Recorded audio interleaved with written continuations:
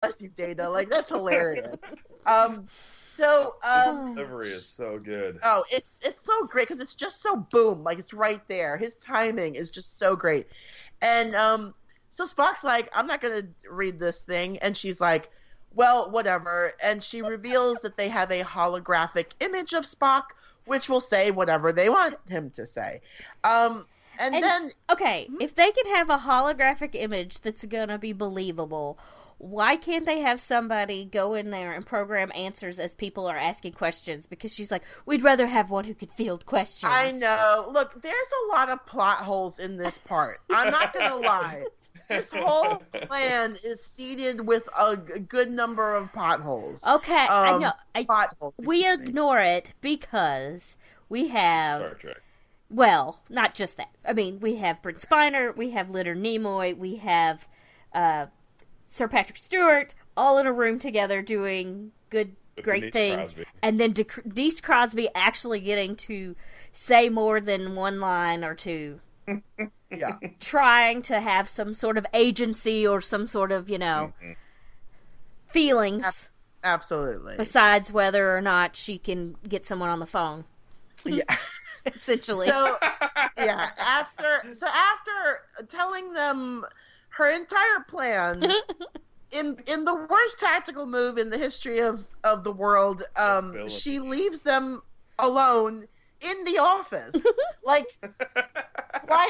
Like, okay, here's a big plot hole. Like, why not just kill them? Like, or why not guards take them back to the detention center or whatever? Why not tell them her plan? Yeah. There's that option as well. Why just not tell them the plan? So it's ridiculous because, of course, they've left them alone in an office with all these computer terminals. And an android. Yes, exactly. It's just, I don't know what's happened here. But, of course, Spock and Data are like, dude, we totally have access to their computer system still. Let's devise a plan, which, of course, they will do. So back at Galorndon Core, the Enterprise they're monitoring 3 Vulcan ships crossing the neutral zone. And they're like, well, that's odd. What's happening here? And the ships tell the Enterprise, to monitor subspace channels. There will be an announcement from Ambassador Spock. And Riker's like, let's go to the neutral zone. And even though Worf is like, but the captain said we should. He's like, I don't care. We're going to them. So that's what they do. So Sela comes back to the proconsul's office, and it appears that her 3 prisoners have escaped. Who would have thought that locking them in the president's office with 0 guards was a bad idea? Also, you walk into a room, are you going to think, the prisoners escaped, and then not think, why is the room seem 2 feet smaller on that side? Yeah, it's true. Heck, sometimes I wonder why the room seems smaller, and they haven't moved walls. Yeah, I know. Wasn't that wall 2 feet further away? I could have sworn this room was bigger last time I was in here 10 minutes ago. Yeah, I know, right? I'm going to ask you to go ahead and move that wall back to... We got this. Don't you worry. It's just hilarious. weird. I know, it's crazy. I've spent 10 hours in here. I know. I've only been in here, like, the whole episode. I didn't notice that the room is now, obviously smaller. This is the only set I've been called to. Ridiculous. She's like, I know this is the proconsul's office, but not really. We were just pretending it was his office. This is really my home. This is really my home. That's hilarious. I do think this is funny. There's a hologram shows up of Riker and 2 security officers. Also, Data doesn't understand hairstyles, like, because Riker's hair is obviously that's not how he wears his hair. I thought it was a good joke. It was obviously the opposite way that he bears it, and I do like how it was like, fuck it, we're gonna do it this way. Yeah. This is too funny. I like so Data gave Commander Riker a makeover and he made the hologram of him. I guess Data is like, I had to wear a hairpiece. Why don't we make it look like Riker's wearing a hairpiece? Oh man. So, and of course, the Romulan guards are fooled long enough by this hologram for Spock to come out with the good old Vulcan neck pinch. And I'm sorry, but any guard that could be taken down by one punch Picard, I don't know if I believe that. I mean, I think Patrick Stewart he's pretty badass. Like, I believe he could hold his own shape, fight. But, he just turns the guard around. The guard's like, hey, what's up? And boom, right? It's wild. Okay, so they totally, made that One Punch Man thing from Captain Picard, and that's why he's bald. Sorry. It all makes sense now. That's really all I had on my fake story. Sometimes I'm better doing fake stories. That's hilarious. So I do like that they do overpower the guards. They're basically now holding Sela at gunpoint, and she's like, "It's too late, you fools! My plan is in action." And they're if she had a handlebar mustache, she would have twirled it at that moment. She would have been twirling her handlebar mustache. She should have twirled her weird haircut. Yeah, not a fan of that haircut at all. Not at all. It's better on the the full Romulans that have the dark hair, I think. Yeah, the dark hair looks way better with that hairstyle than the blonde. I agree. I felt like they didn't make her character Romulan enough. They just gave Denise Crosby a wig and were like, now you're a Romulan. They're like, we want you to know here are your who shoulder she pads. is. Yeah, here are your shoulder pads. They gave her shoulder pads and a wig, and I'm like, you couldn't have made her ears kind of pointy? I get that she's supposed to be half human, half Romulan. Couldn't you have maybe? Spock is half human, and he looks Vulcan, right? He looks pretty Vulcan to me, but I don't understand how genetics work. So, there you go. Yeah. So, well, I guess that Romulan ridge is a recessive gene. Maybe it is. It's weaker than human genes. I don't understand genetics on made-up species. I'm sorry. I should have taken that as a major, and I just didn't. I'm disappointed in you, Rebecca. I know. I thought you prepared yourself for this. I know. I meant to study up on genetics of made-up cultures, but it just ran out of time. When you think about it, all culture is made up. Thank you very much. That is true. That was an excellent TED Talk. I'm very proud of it. I feel really terrible saying that. I don't mean anything bad to anyone's culture about that. But it is kind of true. Yeah. Not wrong. So, okay, the Enterprise gets a very convenient distress call from Delicia 4 saying that they have to be evacuated.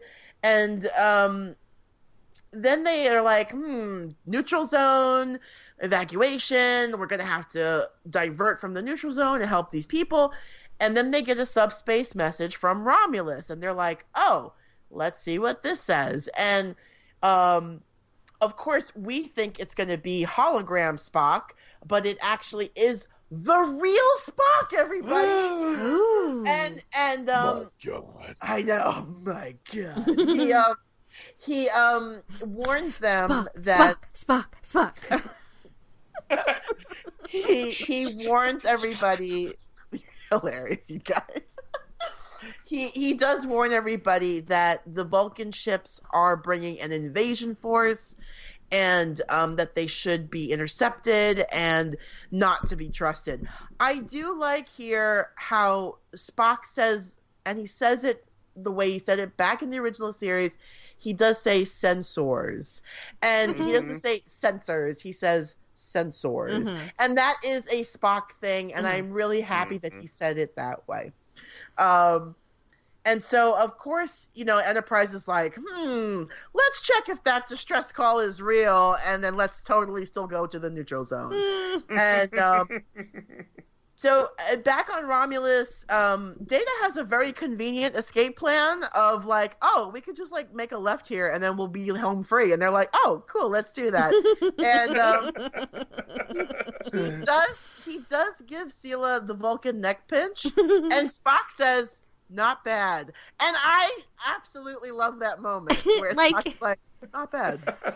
I mean, really, he deserved that because. Data may not know his own strengths sometimes and could have just, like, completely, like, killed severed that guy. her. Yeah. Yeah, like crushed her collarbone. Yeah. And, like, instead, he just pinched her nerve correctly, like the Vulcans do. But didn't completely, like, cut it in half with his android fingers. I agree, absolutely. And then we get kind of, as the episode starts to wrap up, a Romulan warbird decloaks next to the Vulcan ships in Federation space, and rather than let the Vulcan ships be captured by the Enterprise, they destroy them and they kill their own invasion force. Like, that's like seriously like hardcore committed to your government's plan, that they killed their own soldiers rather than let them be captured by the Federation. And, and of course everyone on the Enterprise is like, whoa, like, that's a bit extreme. Like, Hold on, buddy. This is weird. Yeah. A little excessive. Wait. You're telling me that you would rather destroy your own people.